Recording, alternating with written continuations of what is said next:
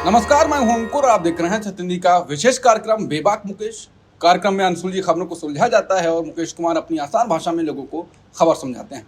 आज की सबसे बड़ी खबर आ रही है अमेरिका से, जहां विश्व के सबसे धनी उद्यमी और टेस्ला की सीईओ एलन मस्क ने ट्रंप प्रशासन से अपने विशेष सरकारी कर्मचारी की भूमिका को अलविदा कह दिया है। यानी ट्रंप को अलविदा कह दिया है, ट्रंप से दूर हो गए हैं। मस्क ट्रंप सरकार में डिपार्टमेंट ऑफ गवर्नमेंट एफिशिएंसी यानी डॉज के प्रमुख थे। उन्होंने हाल ही में ट्रंप के बिग ब्यूटीफुल बिल की आलोचना भी की थी, जिसके बाद यह कदम उठाया गया। आइए इस खबर को विस्तार से समझने के लिए हमारे साथ हैं वरिष्ठ पत्रकार मुकेश कुमार जी, जो आपको समझाएंगे आसान भाषा में। सर, क्यों छोड़ा? बहुत करीबी थे इनके तो। बहुत सारे कारण हैं। पहला कारण तो जैसा आपने बताया कि जो बिग ब्यूटीफुल बिल है, उससे उनकी नाइत्तेफाकी थी। क्योंकि ये बिल अगर पास होता है, एक्सेप्ट होता है, तो अमेरिकी जो एक्सचेकर है, खजाना है, उस पर $4 ट्रिलियन की चपत पड़ेगी। ये बजट घाटा या अर्थव्यवस्था का घाटा और बढ़ जाएगा। और जो इलोन मस्क आए थे, वो सरकारी खर्च को घटाने के लिए आए थे। हालांकि ये ट्रंप का वादा था कि वो टैक्स, अमीरों के टैक्स घटाएंगे। और ये जो बिल है, बिग ब्यूटीफुल बिल, उन्होंने नाम दिया, इसको बड़ा हास्यास्पद है। तो ये आएगा तो वही होगा। तो ये तो एक बहाना है, मैं समझता हूँ।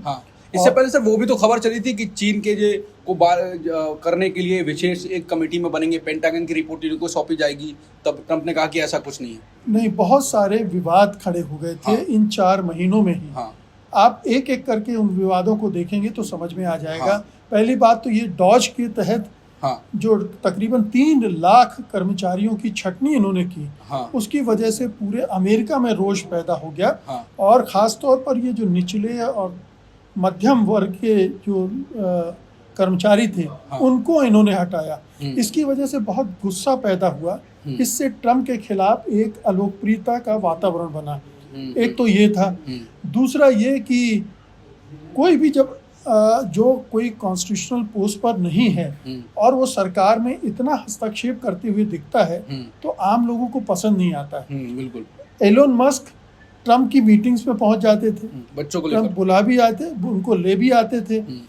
और ये उनकी इस वजह से जो ट्रंप की कैबिनेट के जो मंत्रीगण हैं, उनके साथ उनकी तनातनी चल रही थी। लगातार पब्लिकली टीवी डिबेट्स में भी उनके झगड़े हुए। तो इस वजह से भी जो एक सरकार को स्मूथली चलना चाहिए, वो मैसेज नहीं जा रहा था, ये टकराव जा रहा था।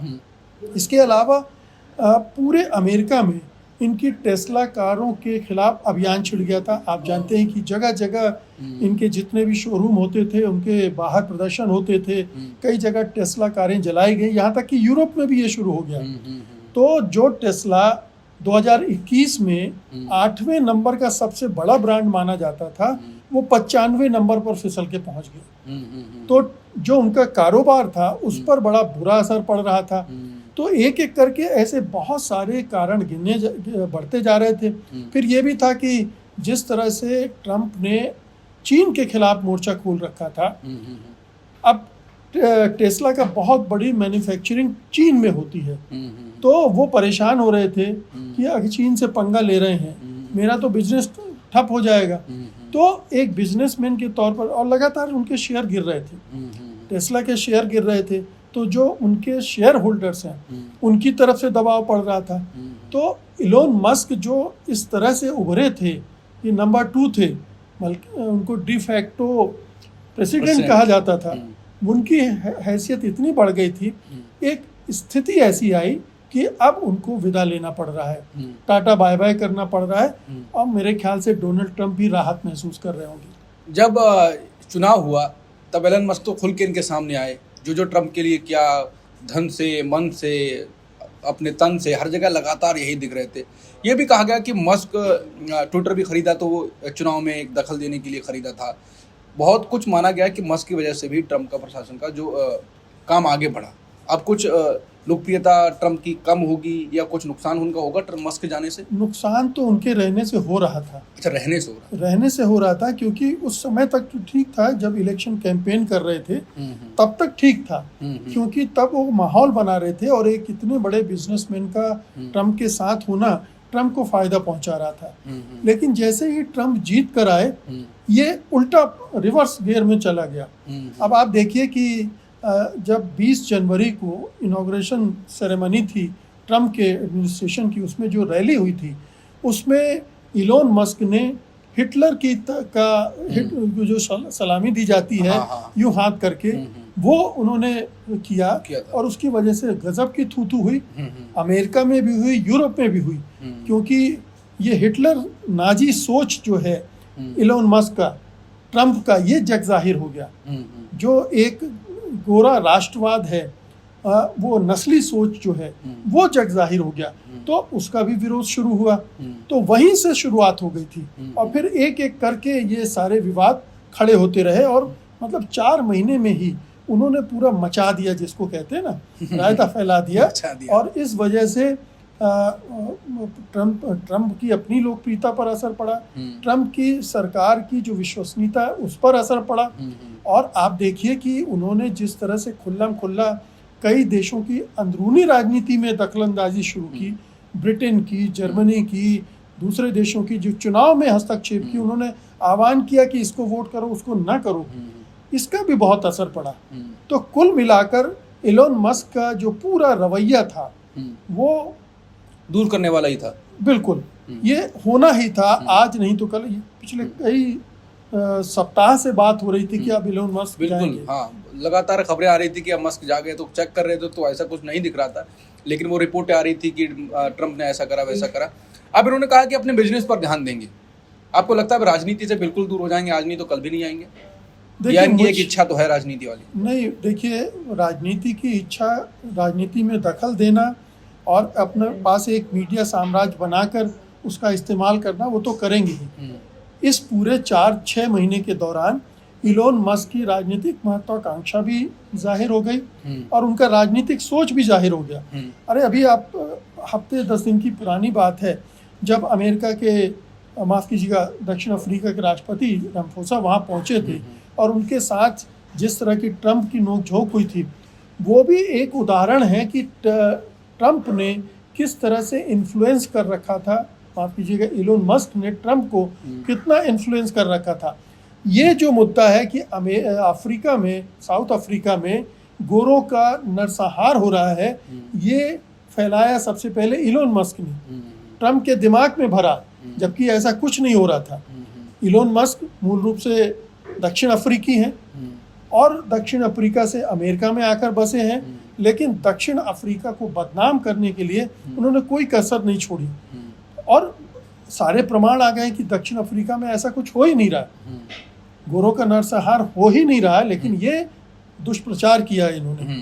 तो ट्रम्प इनके एक तरह से मुट्ठी में आ गए थे। आप देखिए ना कि ट्रम्प अपने बच्चे के साथ ओवल ऑफिस में जा रहे हैं, व्हाइट हाउस में जा रहे हैं, माफ कीजिएगा, एलोन मस्क, और बच्चा जो है वो बोल रहा है you are not the president of America. उसके बाद वो टेबल पे भी कुछ ना कुछ लगा रहा है, नाक भी पोंछ रहा है। तो ये सब लोगों ने देखा कि आखिरकार ये, अब आप देखिए कि इलोन मस्क की हैसियत ये हो गई थी कि हमारे प्रधानमंत्री मोदी गए तो उनके बच्चों को खिला रहे थे। मतलब ये ताकत थी। और इलोन मस्क के जरिए बहुत सारे राष्ट्राध्यक्ष, मेरे ख्याल से हमारे प्रधानमंत्री ने भी कोशिश की होगी कि ट्रम्प को इन्फ्लुएंस करें इनके थ्रू, क्योंकि इलोन मस्क इतने ताकतवर हो गए थे। और इलोन मस्क चूंकि कारोबारी हैं, व्यापारी हैं, उद्योगपति हैं, तो अडानी अंबानी से भी उनके संबंध होंगे, उनके जरिए भी अडानी को बचाने की भी कोशिशों में अगर इलोन मस्क मदद कर रहे हैं तो कोई हैरत की बात नहीं। तो इलोन मस्क का जाना बहुत सारे लोगों के लिए झटका भी है, जो उनके जरिए अपना फायदा, अपना हित सिद्ध करने की कोशिश कर रहे होंगे। लेकिन मुझे लगता है कि बावजूद इसके कि वो डॉज से हट गए हैं, ट्रम्प से दूर नहीं होंगे। ट्रम्प प्रशासन में उनकी पर्दे के पीछे से एक भूमिका रहेगी, वो प्रभावित करेंगे ट्रम्प को। और ट्रम्प भी जानते हैं कि बड़ा उद्योगपति है, इसको अपनी जेब में रखना चाहिए। वो भी कारोबारी आदमी हैं और वो करेंगे। और अगर 2029 के चुनाव में कोई महत्वाकांक्षा पाले हुए हैं ट्रम्प, या ट्रम्प नहीं तो ट्रम्प अपना कोई आदमी अगर उसमें लाना चाहें, अपने परिवार के किसी व्यक्ति को चुनाव लड़वाना चाहें तो इनकी ज़रूरत पड़ेगी ही। तो इसलिए इलोन मस्क और ट्रम्प के रिश्ते ख़राब नहीं होंगे ऐसा मुझे लगता है। दोनों कारोबारी लोग हैं और इस मामले में दोनों संबंध अपने बरकरार रखेंगे। ये ज़रूर है कि इलोन मस्क के जाने से ट्रम्प की जो लोकप्रियता में, रेटिंग में लगातार गिरावट आ रही थी, ये एक जो फैक्टर था उसमें थोड़ा सा कमी आएगी। बिल्कुल, तो हो सकता है कि कमी आए, लेकिन बात यह है कि मस्क लगातार इतना अति कर रहे थे, जो एक कहा जाता है कि अति का भला न बोलना, अति की भली न चूप, अति का भला न बरसना, अति की भली न धूप। तो अति जिसकी भी होती है वो यही नतीजा होता है। नमस्कार।